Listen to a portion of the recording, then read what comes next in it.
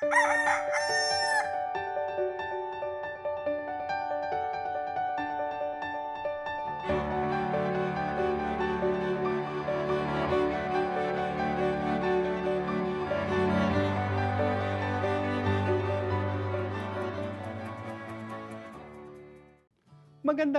araw mga kapamilya. Magkapet pandasal muna po tayo. Ito po si Father Nono.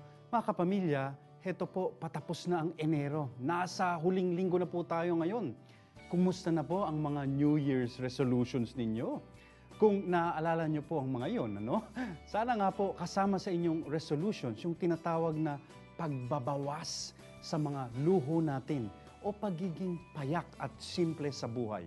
Meron pong nauusong movement ngayon sa mauunlad na bansa, yung tinatawag na minimalism. Marami pong mga nagpapatotoo, mga managers o pinuno ng mga naglalakihang kumpanya, napakataas na raw ng naabot nila sa buhay, mayamang-mayaman na sila, subalit hindi sila masaya. At heto pa, sobra raw ang stress sa buhay nila. Lagi silang aligaga, naghahabol, nag-aalala, nagmamadali.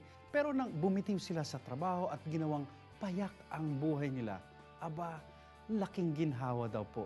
At natagpuan nila ang hinahanap ng bawat tao, malalim na saya na nanggagaling sa kapanatagan ng buhay.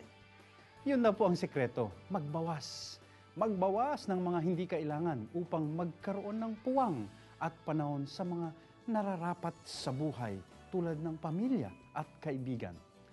Pakitingnan nga mga kapamilya ang inyong mga cabinet, pati na ang buhay ninyo. Ano nga ba ang kailangan ninyong tanggalin, ibawas, upang pumasok ang saya at kapayapaan sa buhay ninyo? Amen.